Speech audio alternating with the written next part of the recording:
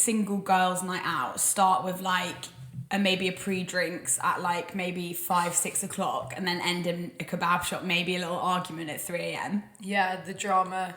Well, I think by that point, it would be rude not to end the night out in the kebab shop at like 3 a.m. after a little drama. I completely agree. I actually always think about this on nights out, and we've spoken about this a little bit before, but I've never been like a kebab shop girly.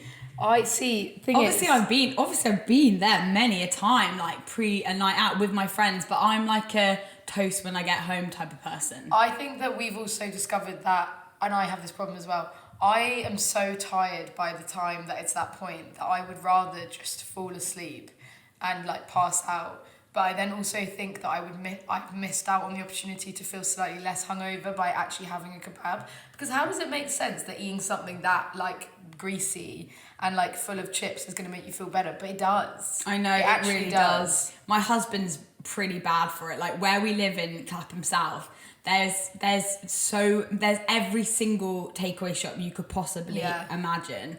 And what is that feeling as well when you've decided you're leaving, like you weren't tired like 20 minutes before and you were maybe like on the dance floor and then suddenly it's like we're going home, I'm literally like gonna pass out, so I'm so tired. Oh my god. Also, someone is always like, because we obviously grew up in an area where it was a lot of countryside, so you had to get taxis everywhere, not like a city where you guys could walk or like get a quick 5-minute taxi. The way that like everyone would just fall and like kebab sauce like dripping out of someone's mouth and like someone had still got it in like their hair, but you would just like sleep the whole way home like when you realised, or people were having a drama and they were like, it was tense as fuck in the car and no one was talking. Yeah, because when we were younger, like compared to when I moved to London, because obviously when you move it to London, like you might like just be like a 10-minute taxi drive or maybe like 5 or even like a tube or a walk from where you live. But like where we grew up, like that's a good 30-minute taxi home. It kind of kills, like that's it, night over. Well, that's the thing, it completely changes it completely changes the course of it, doesn't it? Also, I don't know if this is the case with all people, but I feel like on the girls' night out when we were younger going out, you really sent it so hard when you were out that the idea of having like an afters, like no, it just wouldn't happen. Like they didn't exist. Yeah, you would just be like, right, kebab, food, whatever, come home. Some people are having toast, some people are throwing up, some people are like crying, or everyone's just like crashed out. Completely crashed. To be fair, they used to, like when I was younger, where we used to go out, we're basically from a town, well, we're from Kent, but the town where we used to go out when we were younger was Maidstone. If anyone listening, you may remember some iconic Maidstone nights out. But I don't know if this existed when you were in your like late teens, early 20s, but there used to be a club. Well, it wasn't a club, that is being way too nice. When you'd left the club at like 3 a.m, there was this bar called Lashings. Do you ever go to Lashings? I never went to Lashings. Wow, that was literally where your soul went to die. That was your afters? If you made it to Lashings, then you were Ooh. It's a bit like there's a bar in Clapham North that I used to sometimes go to that people may know, and it's pretty skank if you do know what it is, called Mosquito Bar. Oh, not Mosquito Bar. God. No. And I've been there. So when was your last girls' night out, do you think? What, like proper girls' night out? Yeah, where you felt like really the excitement, like the build-up, everyone was like in it together, kind of girls' night out. This is so sad, but it's actually probably my hen do last year in October. Yeah, but to be fair, that was the biggest and bestest like weekend of girls' nights out ever. 100%. Like we actually need to do a whole podcast episode on just a hen do. Yeah. But I think girls' nights out are a rite of passage, don't you think? Yeah, literally since you're so young, I think the feeling of a girls' night out, I can think about it now and I still feel like just as excited about it as I did when I was like 16. They just don't happen that much anymore. I know, like when was your last girls' night out? Oh, I don't know. I really don't know. I think genuinely I find it really hard because my girl group, obviously we've got like lots of males in our group, so it's very rare that we wouldn't go out with them. Those males. Which I love. I love the men.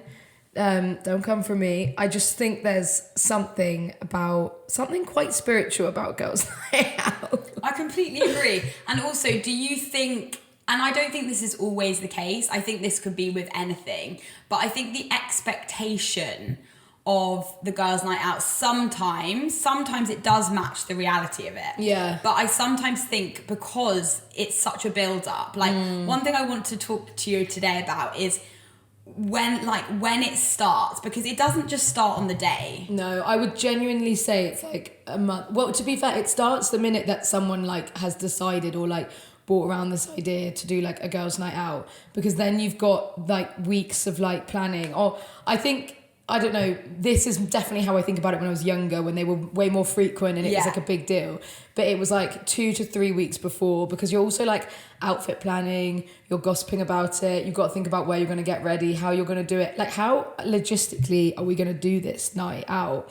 And I think sometimes that before bit is the best part. I completely Or at agree. least like those, especially the day. The day is so exciting. Yeah, and I think it's like when you find out more people are going, and like for me when I was younger, the girls' night out probably started like maybe like a week before. Let's say like it's Sunday, maybe we've planned like, girls, should we go out next Saturday? Like Monday you're maybe still feeling a bit shit from the weekend. Yeah. And then Tuesday outfit planning begins. Oh hell yeah. And then it's like, also, we've said, I always think about this because I still have this problem now, like regardless of whether I'm going on a girls' night out or just like a normal dinner, I put quite a lot of pressure, I think, on like, and I think women just do this generally because of the kind of social standards on things that are put on us about how we should look. But I think I do this with holidays as well, I put so much pressure on like what I'm going to look like and outfits. And then have you ever had that? Well, I actually have it all the time. You know that feeling when you've envisaged something in your head and you're like, I'm going to wear that like sleigh dress, those tights and those boots. You put it on and you're like,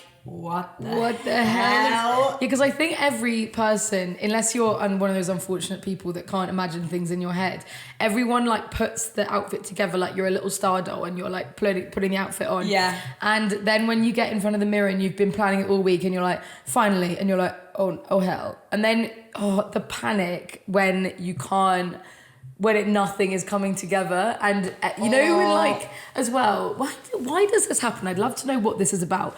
When you just put your makeup on or do your hair or like put an outfit on, but you don't look how you like normally look, like something is just wrong and you're like, what is wrong with me? And then you put on an ugly lipstick and you can't get it off and then the whole thing is ruined. It's the worst. And you know what I find the most frustrating about like planning an outfit, and I actually do this in like many aspects of my life.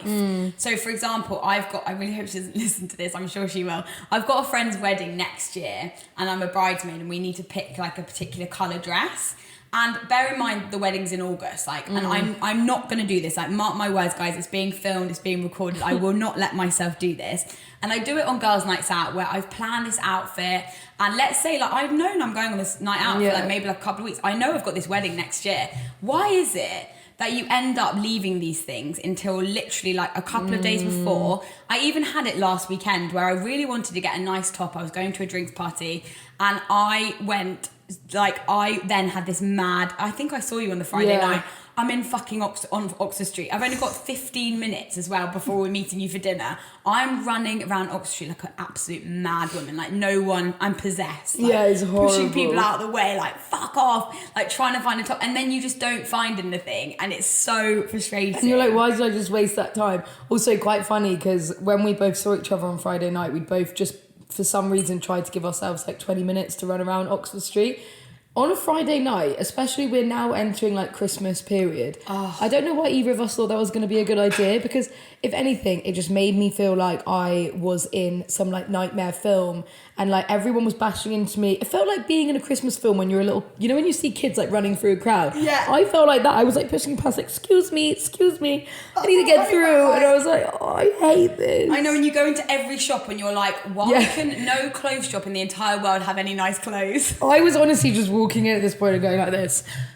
No. And then like running and going to the next one, like, no. Or you just look and you're so panicked and people are probably like, what is she doing? Also, I feel like people enjoy shopping. Don't know why. I think it is the most painful experience. I hate it, and like this is such like a thing your mum will say when you're younger, but like you never find something when you're looking for it. It's like you always find something that like you never expected when you're not looking for it. Or like being winter, like, oh, that dress would be great for summer. Like that's when you should buy stuff, but I never do. Or you have no money, you've got like no time to try it on, and then you find anyway. But when I remember distinctly when I was younger going on girls' nights out, like when I lived with my friends in London, like I would plan these outfits and then ultimately I would either end up wearing something I owned already, or I would go to one of my friends' wardrobes and you find a top and you're like, why have you never told me about this top? No, I think we said this before, but you end up wearing your friend's top that you've worn on every single night out. But it's like the trusty, because also this is quite interesting for us with when we were younger going out on like these bigger girls' nights out. You had a much more glamorous, like I think millennials wore heels and bandeau dresses. What did you call it? Like office wear or something? It was like office workwear. Like we've spoken about this on the pod before, but like I had, and I've said about this so many times, but we've spoken about these Topshop bandage skirts before. They had these kind of like stretchy bandage skirts, and I had them in every single colour, and you'd wear them with a blouse like tucked in, massive side fringe, and the heels. Oh my God, I can't believe I could walk in them. I'm actually kind of amazed. I don't know how you guys did it, because genuinely every night out you would wear like these horrible fucking massive, huge, like, and there'd always be a time that I can tell you like top 5 worst falls, and it's been like down the whole staircase in a nightclub, and like, but you style it out. Do you not think? I think you have to, don't you? You just have to style it out. You literally have to style it out. Like there's literally no other way, because people will always comment and be like, oh God, how are you? But also, you know, one thing that millennials will agree with me on this, and like I now own many pairs of kitten heels. I don't own a single pair of high heels. But if you were younger, when I was like 20, 19, and you wore a kitten heel, that was fashion suicide. Do you know what? That's actually true as well. It was not considered cool to wear a kitten heel, I don't think, until like the last... I mean, obviously, I don't know. I'm not a fashion expert, but I don't think that they have only come back recently, and they weren't for us either. Like, it was so embarrassing. I remember like having probably like a friend's 18th or something, and maybe it said like heels, and everyone was like, oh, this is exciting. And if you were wearing kitten heels, like that was a major yeah, it was literally wedges and very high heels for us. But also I think that, because I don't know, what's interesting is like at what point then did clubbing change to wearing heels, to then where my generation really just went out in jeans and a nice top and ugly trainers, like beaters, like proper beaters. It's so weird. I actually don't even necessarily think that's a generational shift. I think, well, partly it is because when we were younger in Kent, we would always wear massive high heels. I wonder if that's just where we're from, though. I think it is. Like, if we've spoken about the girls, like, up north before, and I don't know, do you know what, I haven't been out on a night out in like Manchester, Leeds, Liverpool really for a very long time, so you might even be better to say, like, you went to uni in Leeds. What were the normal the muggles wearing people wearing when they went out on a Saturday night? Well, locals, I think, I've always found it so impressive how well the Leeds girlies could wear a dress and heels, like even in like the depths of winter, like it'd be snowing outside, ice on the floor, but like Sharon doesn't care. She's out and she's gonna skid over that black ice, but she's gonna style it out. But then that was a difference because we were like students compared to locals, and I think like, I don't know. Also, I feel like it's fair to say that people up north are a bit more glam with their going out, and maybe now down south people are a bit more casual. But I don't know why that is and what that shift is about, and especially why it happened where we grew up, like why that changed. It's so weird because also when I moved to London, like I moved to London when I was about 19 for reference, and then I moved in with some friends and we lived together for about 3 years. And I'd say when I first moved in, that was God knows what year that was, but we were probably wearing maybe like a heeled boot on a night out. By the kind of end of me living there, we would never ever go out in heels. It would be a trainer, or like even now, I used to have a friend who used to come stay with me quite a lot in London, and she'd always be like, what are we wearing? And I'd be like, literally jeans and trainers. But also maybe that's because when I was younger, went out in maybe areas of London that I think the clubbing scene started becoming a bit more grimy and like underground-esque rather than like the big mega clubs. Like, yeah, I think so. I'm sure people will know if they know Southwest London well, but like when I first moved to London, we were probably going to Infernos quite a lot, for example, in Clapham. But then by the end of me living with my friends, we were probably going to more like pubs and clubs in like Brixton, for example, and we weren't wearing massive heels. No, I think it just changed. I guess also maybe as well, like people, I think fashion and everything has just become more casual, hasn't it? Like if you look, and this is a really ridiculous example, but like if you just look back at how people used to dress like back in the day, it was quite smart and formal. Like look at how our grandparents dressed, for example. Yeah. I've only ever seen our grandpa, actually he is a bit more casual, fair enough. But like our grandma, for example, she's always wearing a nice trouser and a shirt and a nice shirt jumper. And I'm like, what are you chilling? And I think she chills like that. Even I find it weird about our parents, like sometimes they're just chilling on the sofa in jeans all the time. And like, I do get it from time to time, but they are always chilling on the sofa in jeans. I completely agree. Like I always talk to people about this. Like our dad, for example, like, I'm sure other people can relate to this. Like he'll wear like, let's say to like mow the lawn, for example, he's wearing like a button-down shirt. It's like, mate, I'm wearing that to like an interview. I'm not wearing that to mow the lawn. It's actually really impressive. I do think older people have just a bit more of a formality about them that maybe didn't carry down to like our generation so much. No, I don't know where that's come from, but on the girls' night out, can we talk about, we're going to start the girls' night out now, okay? And can we talk about the ritual of getting ready? For you, like, have you ever had that feeling as well? Let's say you have got friends around, maybe when you're getting ready, or maybe you're getting ready by yourself. You know, you have that moment where you've had a shower and you just sit on the bed in your towel for like 10 minutes and you're not really doing anything. You're kind of just staring into the distance. Yeah. And then you're like, I think there's a part of you, let's be honest, there might just be a tiny, tiny, tiny part of you that might just think for just 30 seconds, oh, I could just stay here in this towel. I could just not go out. Yeah, but not when I was younger. No, not when I'm younger. That feeling is something that's so interesting because I don't think I ever, for 1 second, when I was younger, ever thought I would rather stay in tonight than go out. No. That's just something I think that comes with age and like with maybe of going on many and like seeing that sometimes it's not always the best. Yeah. But I think that when I was younger, can I talk about that period of the girls' night out? Because I think that's really what most people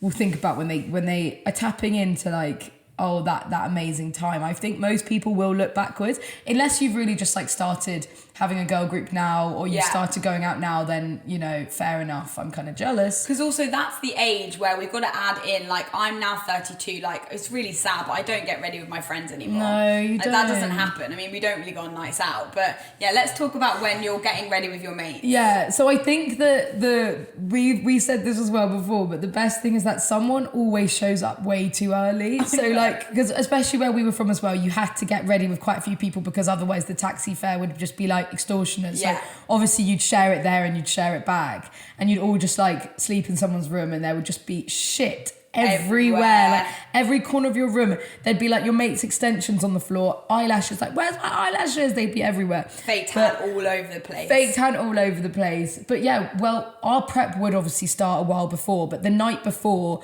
we would get a spray tan always like, or we would fake tan ourselves, but our mate's mum used to do it for £5, so it's a no-brainer. Bonus. We would obviously leave it on until the very last minute. Like, I'm not taking that fake tan off until I literally need to be like applying my face of makeup. I agree. Have you ever not taken it off? Oh my God, so many times. And you'd smell like, what do you think fake tan smells like? I think it smells like biscuity, but also kind of like a tiny bit sweaty. But there's a part of fake tan, like the smell, that really does like fill me with a warm hug, I would say. It's so like, it's so comforting. And I don't know, maybe that's just because I definitely associate it with a lot of really good memories. I don't fake tan anymore. A bit of tinted moisturiser to get me through the winter. Why not?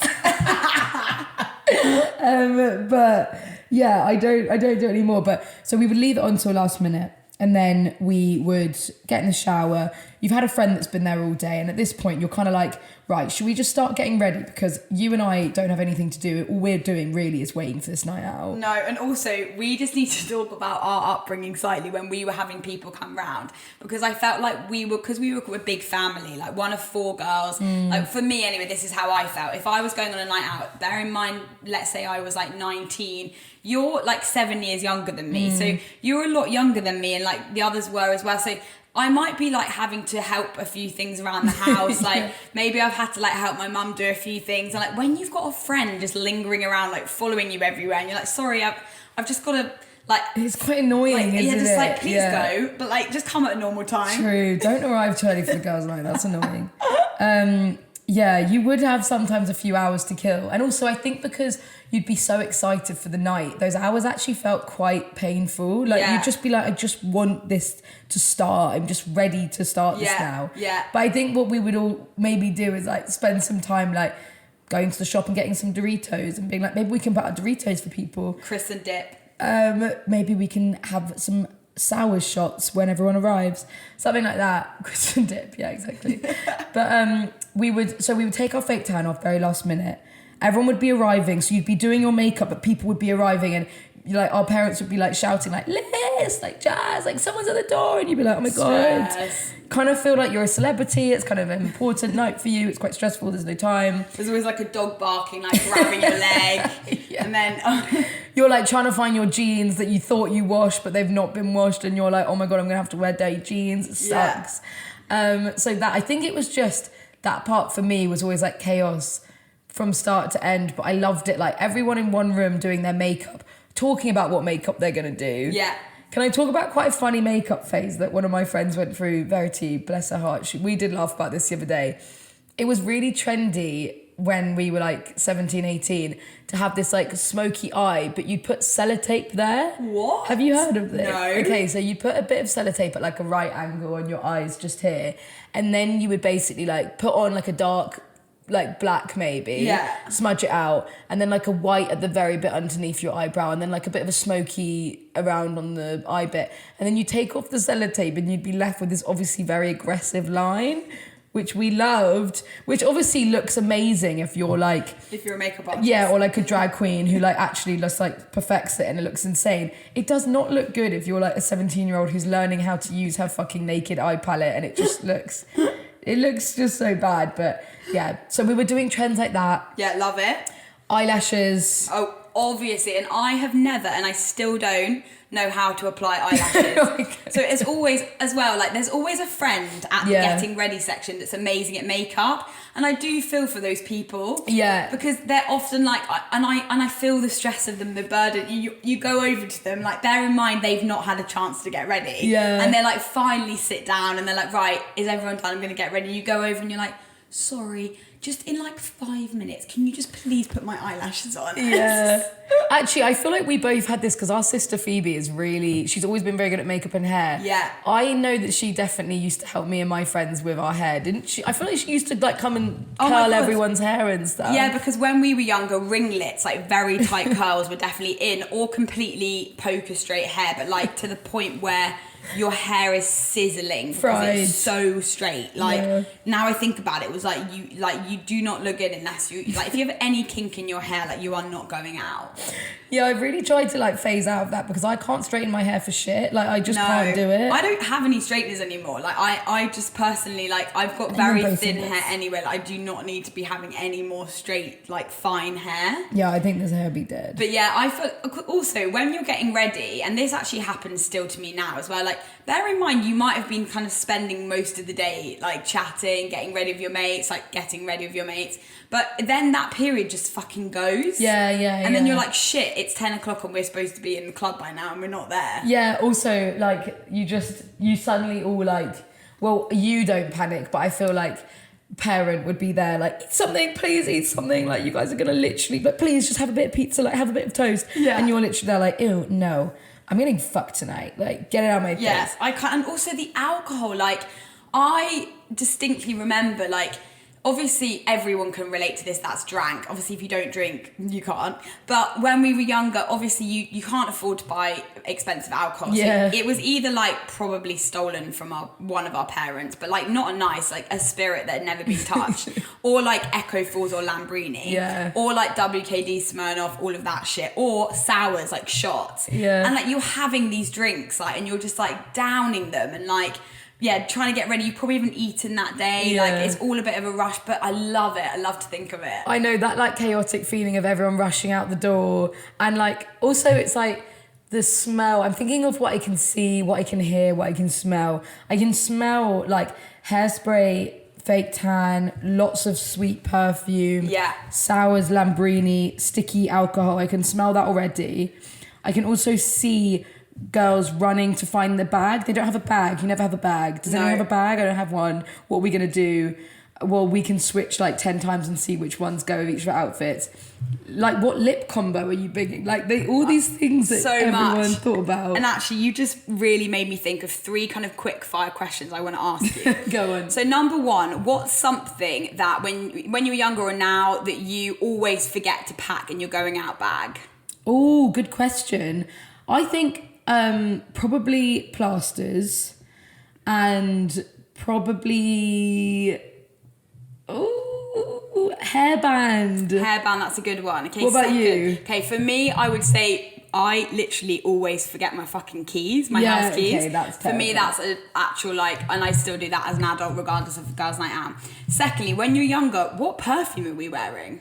Oh, I think realistically it was a body spray. I don't know if I was having perfume. Impulse? Probably Impulse or Victoria's Secret, maybe. Yeah, mine was, okay, this was only if you had a birthday or you could really afford to get it. But mine was, do you remember the Abercrombie and Fitch perfume? Oh, was it called Fitch? It was so good. Oh my God, that smell, like it was actually a men's perfume, I think. That was so good. We were obsessed with it. Obviously, that was quite expensive, so we couldn't afford to have that all the time, but someone would have it. Yeah. And then the other thing that we always used to have is the Christina Aguilera Impulse Spray. It had her body on the front of it, and you would spray it everywhere, like disgusting, to be honest, it stank. Okay, third question. What were you listening to? What were your tunes? Like, can you think of like a song that would really remind you when you were younger of going out? Oh my God, that's so hard. I feel like we just listened to like really, really like Wiley, like Wearing My Rolex, like that kind of vibes. Love just it. Stuff like that. Love it. Just like proper club bangers. Yeah, love it. What about you? I think like for me, one of the biggest songs I can always think of remember is Robin. What's the song? Oh, it's kind of sad actually. Yeah, I would say her like main song. Oh wait, no, sorry, is that right? I can't remember. Wait, the name should I of look it up? Yeah, look it up whilst I'm talking. And then the other big artist that when I was younger we were all obsessed with has got to be Flo Rida. Oh my God.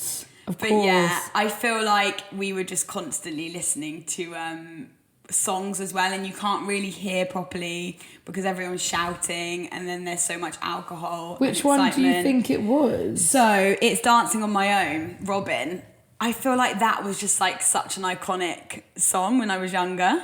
Maybe it was just me. I'm in the car. What is that? Yeah, that's it. Is that's that the it? one. Yeah. That's such a sad. I know, it's kind of sad. I guess so. It is a bit like clubby, isn't it? Okay, so right, we've got ready, and obviously because we lived in the middle of nowhere, if we were at our parents' house, we'd have to be getting a taxi, but we might be getting a train or a bus, whatever, or a lift in. That was really rare. Oh yeah, lifts in will kind of. I think that was quite rare. Quite rare. Right, we're now on the night out. So when you were younger, where was the night out starting? Were you going straight to the club? No, we were going straight to Spoons. Fair enough. What about you? I would say it's a mix, because if I think about like when I was younger, Kent vibes, I would say we were quite, because there was like 3 big clubs where we lived. Do you want to list them? Beluga was a big one at the time. Closed by the time I was there. Closed. Gallery nightclub, also massive, also closed. And Sauce Bar. They were like the 3 that was around places. But because they were so busy, like everyone, and Moo Moo's was another one, but you had to be 21 to get into there, so we couldn't get in there for a while. Because everyone, like they were always so busy, it was such a like, it was so popular to go. We went clubbing every Saturday night, like without fail. Yeah.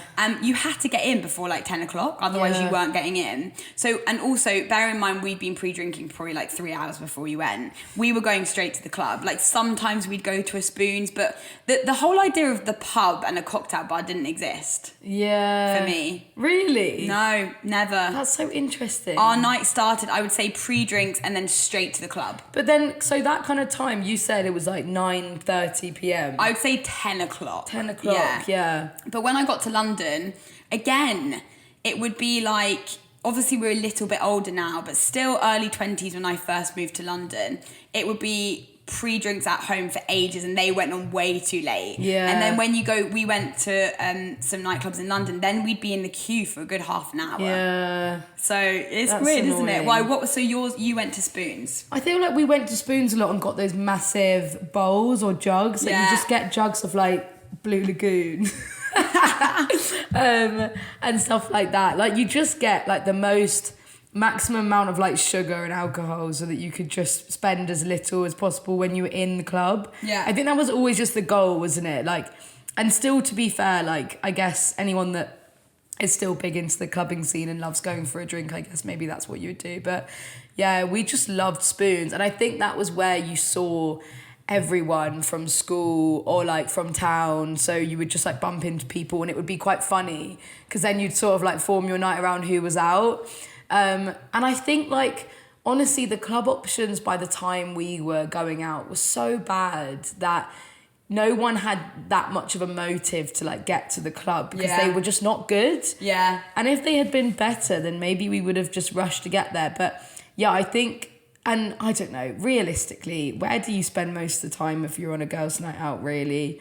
I think just in the smoking area. You're literally, I think most of my best nights out at any age have been in the smoking area. Yeah, because also we need to talk about different friends on the night out. So I was thinking about like segmenting this because when I was thinking about this episode, I was thinking about like the different characters in the girls group. Okay, so we quite often have got the mum friends. Yeah. So maybe the friend that you're like, will she stay out? Will she? Won't she? Not really sure. Maybe she's got an older boyfriend. I've got a few ideas in my mind. And then we've got the disappearing friend. So this could be twofold. Like a friend who decides that they're going to make it their mission just to make every other person in the club their friend apart from the people that they're actually with. And then you're like in the smoky area and you're like, where's X? Or I haven't seen them for 2 hours. Oh wait, they're over there chatting to a random. And then I think the one that always phones their ex and maybe leaves. Oh my God, yeah, that's so true. That happens. There's always that. And then you've got the real drunk friend. You got the real drunk friend who, first of all, what I will say about this is that this person can really make or break the night. They really can. Because they're either like really drunk and just bringing it and they are just top form hilarious, or you have to take them home and that's it. It's over. Girls' night is over. Girls' night is over. Because obviously we move as a pact and, you know, you've got to, I meant to say pack, sorry. A pact. And obviously you've got to take someone home if they're not well, but that is a disappointing feeling. If you have dragged your ass like that, you've gone through the drama of being like fake tanned eyelash and then Shelley in the corner can't even keep her head up. I know, and also we need to talk about trying to get into a nightclub with a friend that's like just on the level. Like, obviously, guys, we're talking about being safe here, but let's be honest, we probably all got those stories where you're turning up to someone in the queue and like you're both holding them, stand up fucking straight. Yeah, it's like and don't smile. look drunk and then don't look drunk. They all, I mean, it's pretty bad, but they usually always would get in. But I think when you're younger, you have an amazing ability to like, and I've been there so many times, probably be sick and then go straight back out there, or like just sit in the corner for a bit in the smoky area, a bit hazy, couple of drinks, and then you're fine again. That energy bounces back. I just wish I could still just have that much energy. For me, I'm like, it's game over as soon as like, well, we on Friday night we went out for dinner and it was actually freezing last week. Yeah, it was still horrible. cold, but we didn't have a crazy amount to drink. But I think as you get older, like work stress, all of that stuff. We left dinner, went for a drink, and I was like, if I have one more drink, I'm gonna be like wasted. And like, this is not a crazy amount of alcohol, guys. Like, but compared to when you're younger, I just think the stamina and like the ability to just be throw up and then just go Get straight on back with it out again. there. I know. And also like have the most like traumatic, like you could bump into like your ex or something and have like the worst fight with them on the street and then just still be like, okay, let's go. Like, can you imagine now like having such an emotional, turbulent thing happen and then just be like, get me to the club? I think that was always the best. If you had a friend that had maybe like just gone through a breakup or was going through like a shit time with a boy and then suddenly they were like, I'm over it, let's get fucked up tonight, you'd be like, and you're like, yeah, oh okay. And I know it's bad, but revenge nights are good. yeah, it's so true. The revenge girls night out, like, let's be honest, because you're feeling a bit like, fuck it, sometimes you can look your best on the revenge night out. If you look your best on the revenge night out, like Princess Diana, shout out, because we love you. Because when you have like her revenge look, but like I so agree with that. If you have come together, and everyone has been a part of that, by the way. You've not just done that by yourself. No Everyone way. involved is like, you need to look the best. Oh my God, I've just remembered how amazing that feeling is. It is really when good. you watch your friend like step out and then they see their ex and you're like, yes. Yeah, I know. And then they see you, I know that. And actually there's that feeling when you're younger. I think, like, I'd be lying, and I'm sure you're going to agree with me on this one. Obviously, we're now both in relationships that are not, they're not dramatic or chaotic in any way. Like, we're in very stable, normal relationships. And yeah, I do not want to be what I was like when I was younger. Absolutely not. But there is a part of you when you're younger that excitement of that. Firstly, if you're going to see an ex, the like, even though it kind of fills you with a little bit of anxiety and a lot of stress, there's a part of you that almost like when you're younger kind of craves that excitement. Like, I fucking wish I see him tonight. And like, there's that part of it. Yeah. The drama as well. Like, and even when like a friend's ex might be out, like, God, that's an hour talking point before you're going out. It really is. And then you're like, what will happen? What will we do if we see them? But you won't just bump into them, obviously. You'll bump into like them and all their mates. Their friends. So it's like that whole drama of like, do we interact? Like, what's gonna happen here? Like, are we gonna have a standoff? I don't really know. And it's always in the smoking area. And God, I mean, the amount I used to smoke when I was younger, I'm not ashamed to admit. But like, I think the funnest part of a night out when I was younger is that like, the four places that you go, basically, and we've talked about this before, we're not people that stay still for very long. Yeah, not very It's good, like yeah. smoking area 70% of the night. Yeah. Then to the bar, Yeah. a couple of WKDs, please. Different flavour every time, obviously. Let's talk about the toilets. Girls' toilets. Oh my God. You know what? I don't even care how big the queues are because you always make friends. It's the best time. To be fair, that is one thing that no matter how much has changed in my life, like how I go out and what I do, the girls' toilets are always a safe space wherever you are. Like, Completely agree. I am incapable of going into a girls' toilet and not making a comment to someone. Like, I just have to do it. I know, same. I don't even know if I can stop myself at this point. Like, you'll be in the pub and someone will be like, I don't know, like, you need to get some toilet roll because there's no toilet roll, and you'll be like, there's no toilet roll in there. They'll be like, oh my God, classic every bloody time. And I'm like, well, that's the girls' bathroom for you. Like, never really prepped. And they're like, oh, classic. You have a good night, babe. You have a good night, babe. Yeah. It's like, what is this? And I've met some of like, I'm so sad. You know what I would love, actually? This would be a great film if you could basically meet up with all the girls that you've ever met in the girls' bathroom or like smoking area. Like, I've actually got this girl saved in my phone as like, and I always see it and I've never deleted her number because I'm like, it's actually too iconic not to. I remember I was once in the girls' toilets in London, like, this is a good like 10 years ago now. Got chatting to this girl. She was just becoming a police officer, like training to be a police officer. Anyway, I was fascinated by the story. And like, we stayed in the toilets for ages, just like chatting by the sinks.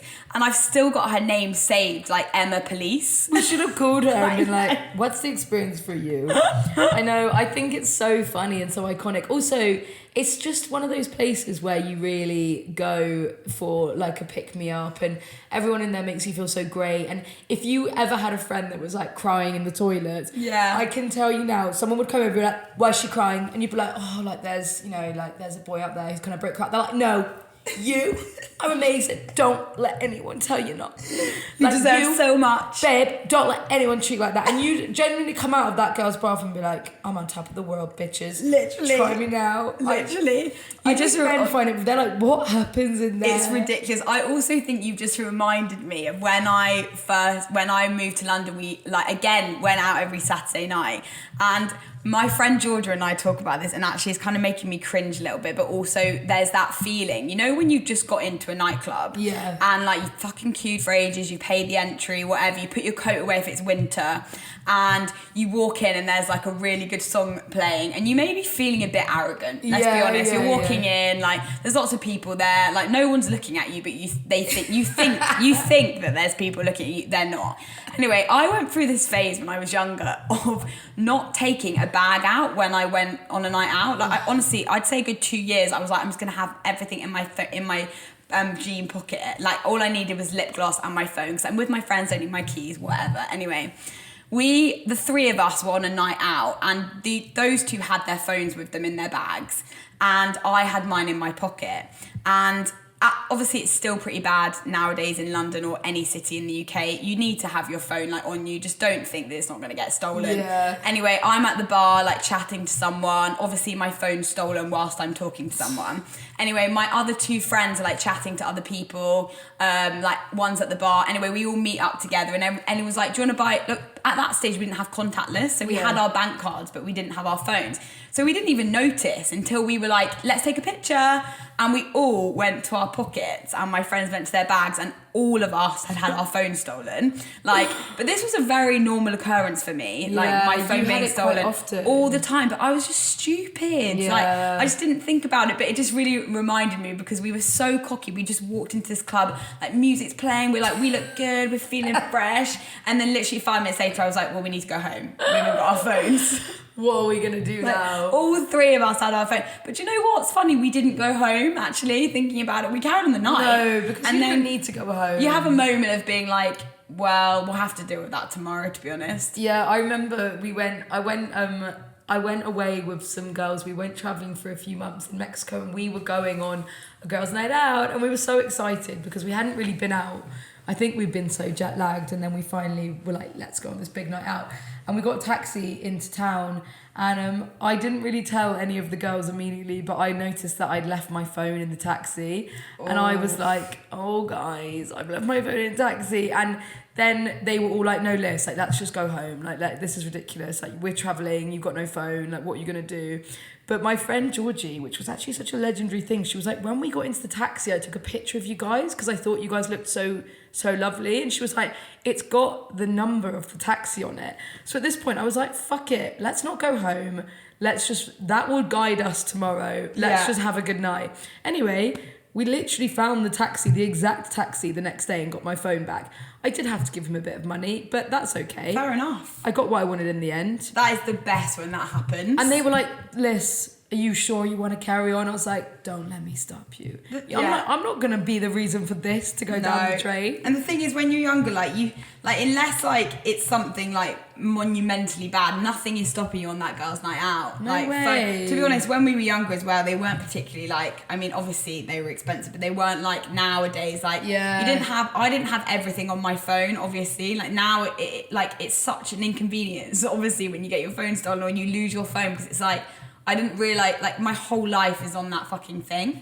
I also do, just on that note, I feel bad because I feel like nights out, especially in local towns, they were so much more accessible then, because you really could do it so cheap, and you didn't really need to spend that much money. And no. I just feel now, I wonder if it's just really hard to go and be young and have those fun, crazy nights, because everything just must be so expensive. Well, yeah, and I think that's why so many nightclubs have shut down. I think obviously with changing relationships with alcohol is a big thing. Yeah. But also it's not just that. Nightclubs can't afford to stay open because of rising rents, firstly, all the other problems, and then young people cannot afford it.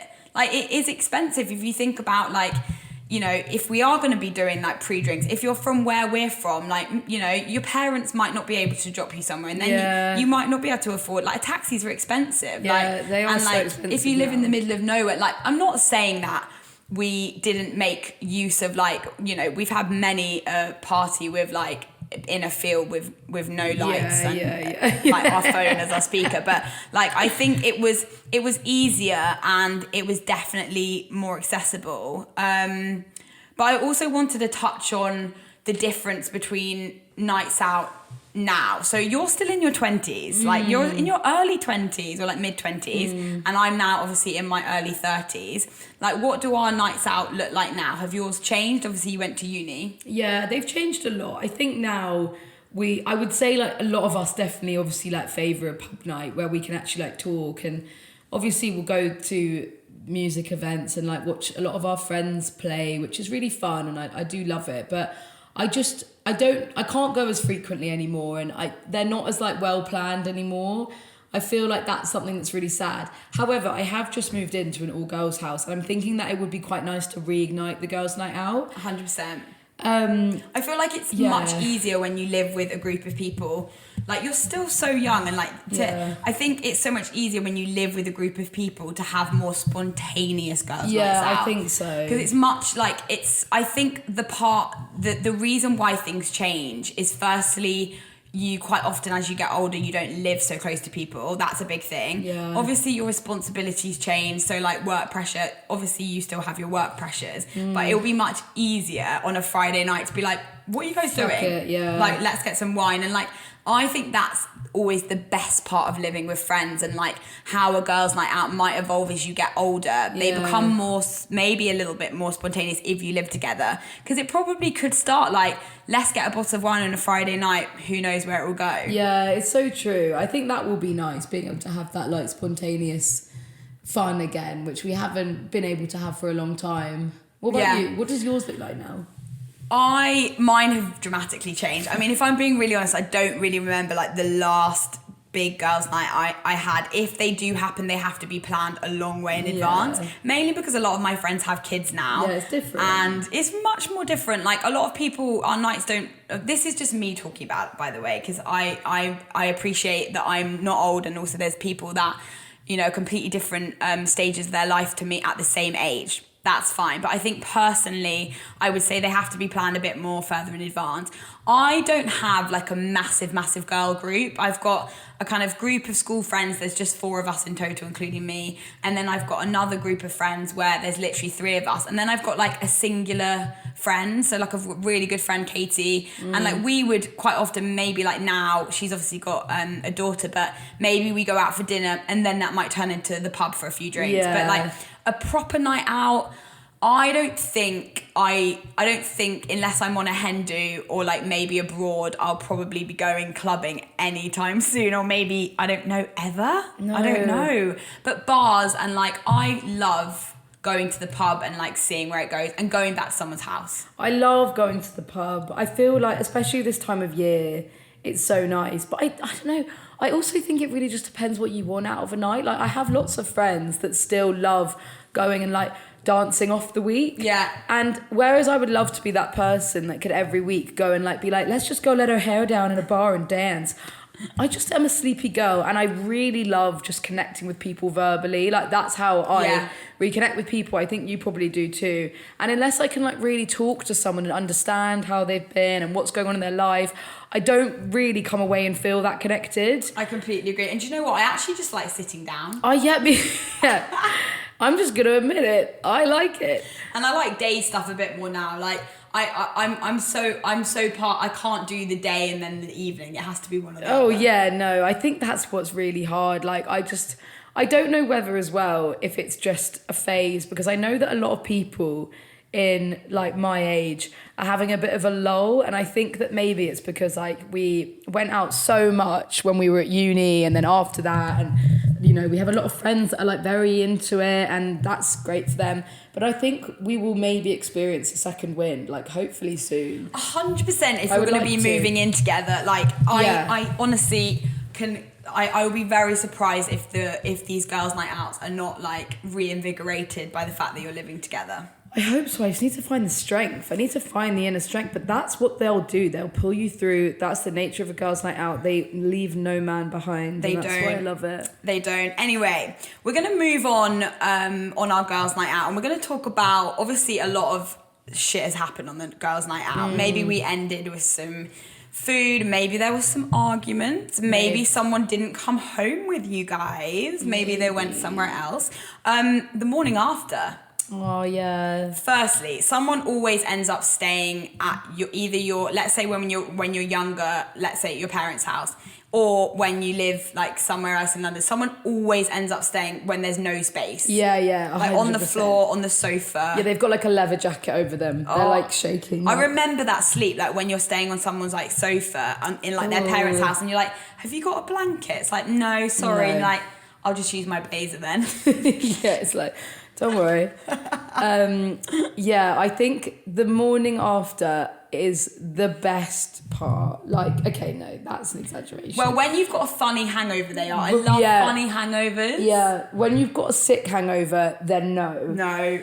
Also, I think the funniest was that whoever fucked it that night, because obviously someone always had to more than everyone else, it was always the best them waking up and being like, hey guys, and you're like, you have no idea. Like, and they've probably got a bit of like sick clumped in their hair, and they're like, how was a fun night? And you're like, do you remember anything? It's like, was I bad? You're like, no, no. You were fucking awful. You were different. Because I remember one time waking up and just saying to like my two friends, like Emily and Ava, I was like, oh my God, that was so fun. Like, I literally loved that night. Kind of like, don't really know what happened, but I was like, YOLO. And they were like, Liz, look at the pillow. And I was like, oh my God. And it was literally just like so much sick. And they were like, you came back here, you threw up on the floor, you threw up all over the bathroom floor, you threw up on the toilet, you threw up anywhere but the toilet. And I was like, I'm so sorry. Also, you're not really...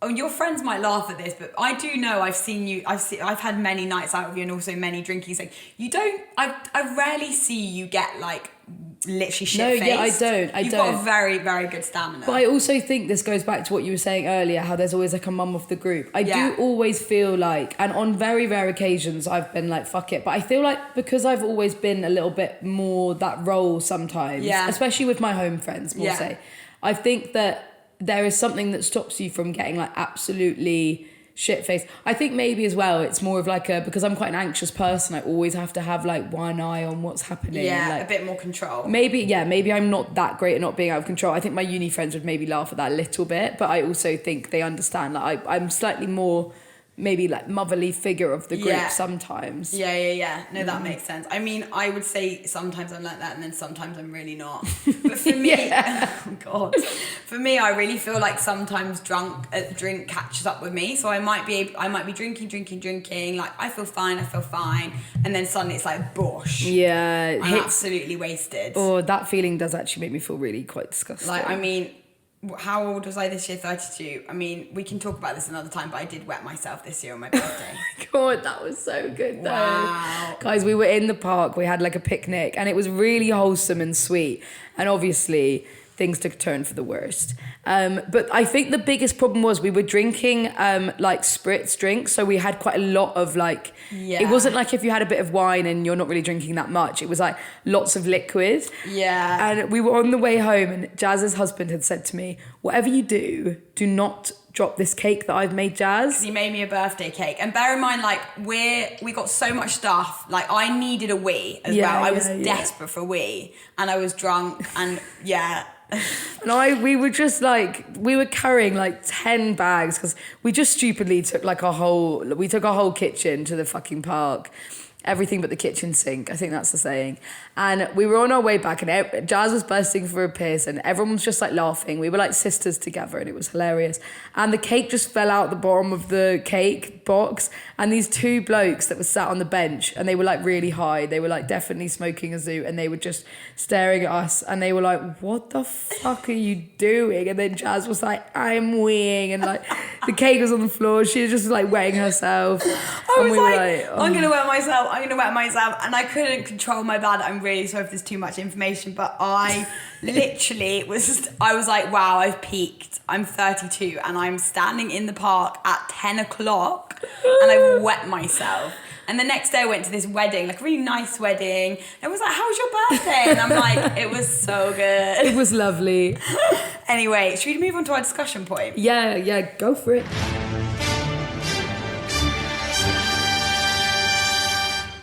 Go. So, moving on to our discussion point today. So, a survey reported by the New York Post found that 78% of women say girls' nights out aren't just fun, they're necessary to recharge.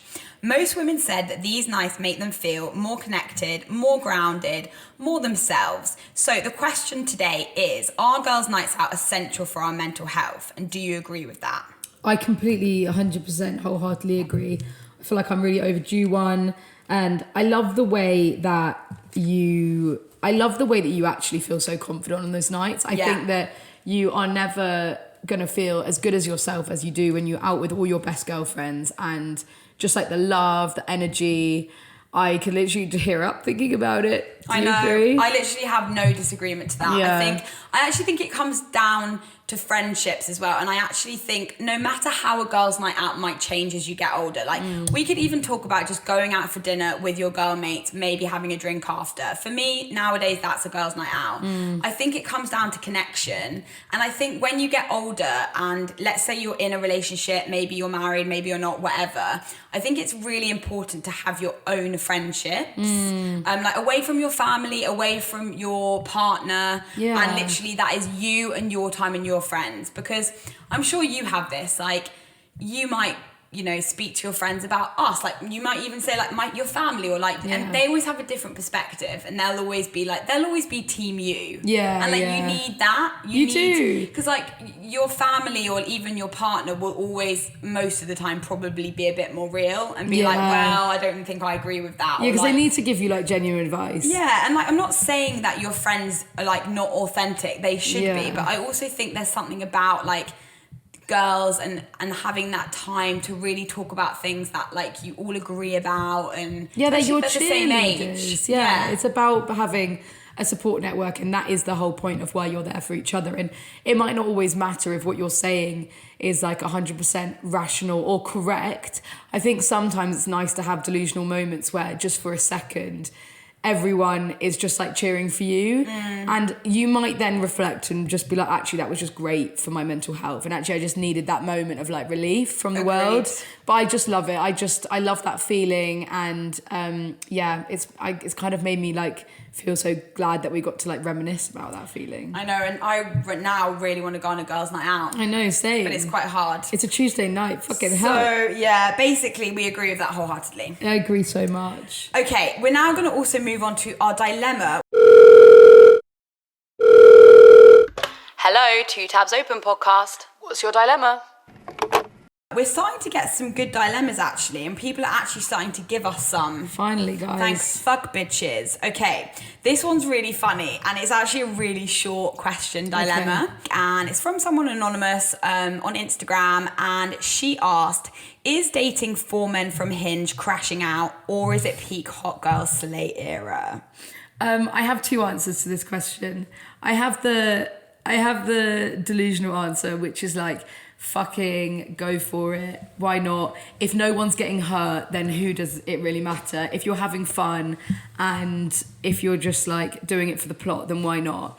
My second point would be, are you communicating with these people, and how like serious is it? Because I think that the only reason why I'm going to flip it is because as a woman, whenever I speak to my girls, and if they were like felt like they were getting played by a guy that was seeing multiple people, I would always be like, fuck him.